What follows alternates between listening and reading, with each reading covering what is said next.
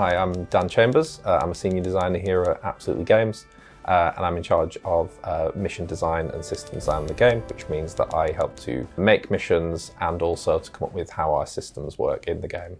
When we're making missions here, we're trying to build them for variety, but also for player choice. So ideally, with our unique way of setting up quite a robust stealth puzzle at the start of the mission, and then also combat in the mission, we wanted to account for the possibility that players would want to do a lot of stealth, but other players would want to go guns blazing at the start, and that in between where the stealth doesn't quite go how you planned and you've got to adapt.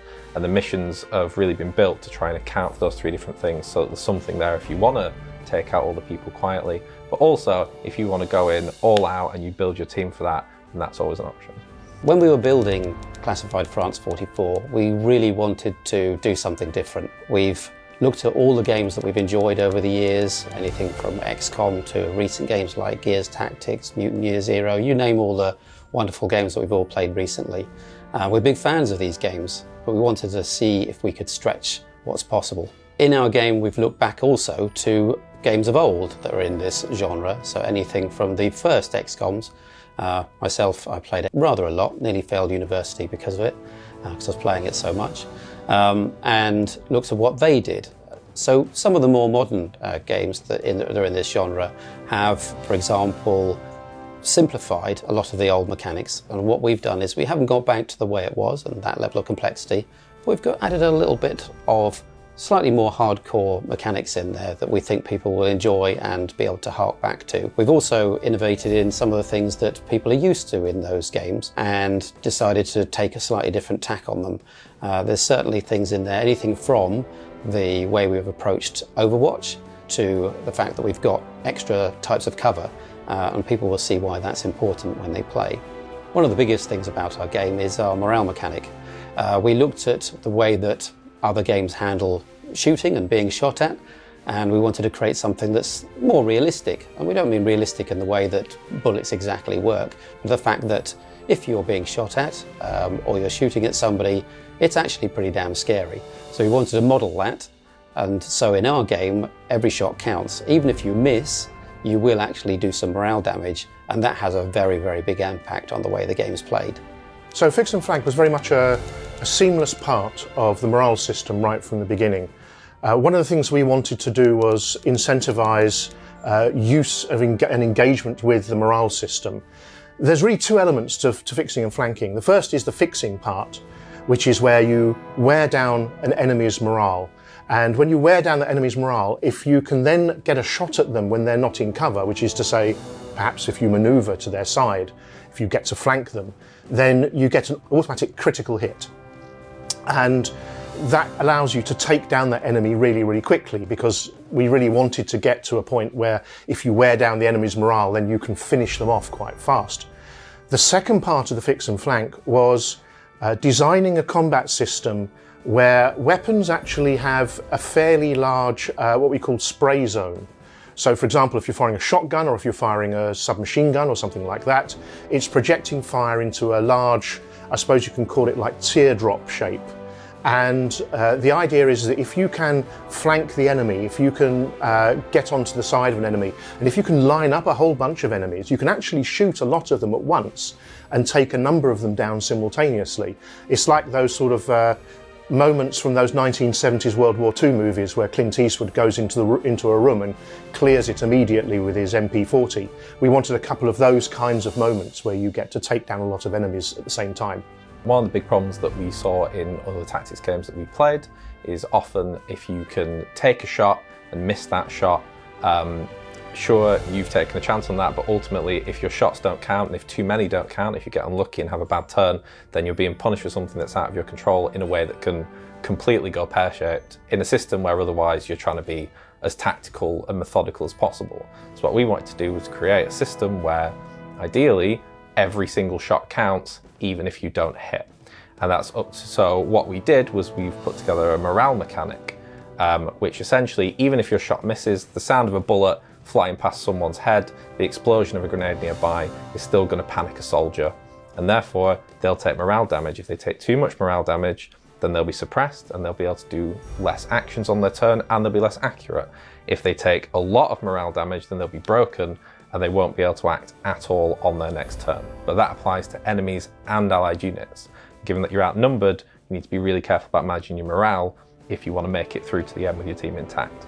So in terms of the theme, we're really passionate about making sure that it did sell the experience of being this small team behind enemy lines in France in 1944, and ultimately one of the big parts of being a soldier is not just the blood and guts, it's about keeping yourself together, making it through on a human level, and the morale, as well as solving the other problems, was a really good way of selling that history and that struggle of being in a battlefield. One of the advantages we get from the morale system is, as well as it being an interesting way to increase the tactics of the game, it also allows us to dig deep into the theme of being a soldier behind enemy lines in a vastly outnumbered territory. And a big part of being a soldier is being able to withstand not just the physical punishment, but the mental punishment of being behind enemy lines, being shot at, being at risk all the time. And that's something we really wanted to get through in this mechanic. I think it comes across strongly that your team is not just suffering when they're getting hit, they're suffering from the mental fatigue of the whole thing. So one of the big things that differentiates Classified from a lot of recent tactics games is that we're not going for a small AP system, we're actually going for a very granular action point system, where characters at the beginning of the game have anywhere as much as 12 action points to spend on their turn, with different actions costing different amounts. And not only does that give us more flexibility in the costing of things and more tactical decisions, but it also allows you a lot more room to maneuver in the stealth phase. So the stealth encounters in the game rely on a lot of precise movement and precise timing of where you place your guys, when you strike, when you hold back, and using our granular AP system, and also a lot of other skills and mechanics such as distractions, breaking windows, silent takedowns. These all contribute to our ability to make an encounter that you can approach in a lot of different ways, but ultimately whatever way you play and whatever way you spec your team, you can find interesting solutions to that puzzle. One system that we have that works quite differently to a lot of other games in the genre is actually our characters in the stealth phase. If one is spotted, is caught out, you make a mistake and you're seen, other characters who may still be in good hiding spots are not detected at the same time, which means that when it all kicks off, if you've still got one or two people tucked away in a bush or behind a wall somewhere, you can catch those enemies off guard even when you think they've got you. Overwatch is a big part of a lot of tactics games, and one thing that we really wanted to build on that we don't usually see is the ability to choose tactically which target you're going to fire at with your Overwatch. Often a target will enter your Overwatch and the game will have you fire automatically at them, which can be annoying if the enemies act in the order that you don't expect and you end up shooting someone you don't want to shoot. So in Classified, when someone enters your Overwatch, you have the option to attack or ignore them and wait for a better target, which means that if you're in open combat, you can wait for that guy you really want to take out to run into your shot. But also if you're in stealth, you can set up the perfect ambush and not worry that it's going to go off when you don't expect it to.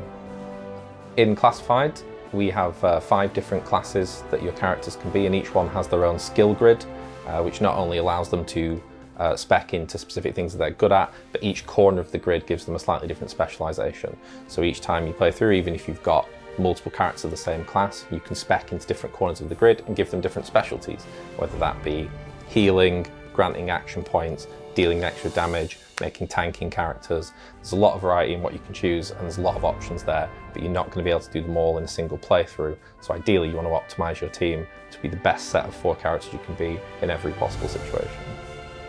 There were 2 main goals we have when making weapons for Classified. One is to keep the authenticity of the weapons from the period in the visuals, in the descriptions, and as much as possible in the way they function. But at the same time, we wanted to make sure that you had a good weapon economy, that over the course of the game, you could get bigger, stronger, and better weapons. So we've gone with a system where you have a limited amount of base weapons that are all period appropriate, but each one can be modded in a variety of different ways. By gaining those modded weapons, it allows you to drastically increase your power over the course of the campaign and deal with whatever the Führer throws at you. When representing enemies in Classified, we wanted to make sure that they were period appropriate in their uniforms and their looks, as much as possible in the way they behave. So at the start of the game, you'll be facing low-ranking Wehrmacht units, but as the game goes on, and as you cause more chaos in occupied France, the Gestapo are going to hunt you, and the SS are going to be deployed to take you out. And over the course of the game, you'll see a full spectrum of enemies that would have been deployed at that time with their own skills and with their own equipment. Each type of unit has a series of classes within them that all have their own special abilities, which means that not only will you be fighting bigger, tougher units, but you'll also be fighting units who have more to offer in terms of maybe they're lobbing grenades at you all the time, maybe they're causing you to bleed, maybe they're pinning you, maybe they're recovering enemy morale. Whatever it is, whatever combination of enemies is there, it's going to present a new puzzle to you every single time. We're building Classified to be played multiple times, and we're hoping that people have a different experience every single time they play. So every time you enter a campaign, you'll be getting offered different characters to recruit. You will not have the opportunity to recruit all of the characters every time you play. The map itself that you interact with has different abilities that you can unlock. Those will be rearranged every time you play. And the endings as well. When you get your characters to the end, you'll get to find out their fates, what happened to them based on how they've progressed throughout the campaign. So everything from the start to the end should hopefully be a different experience every time you play.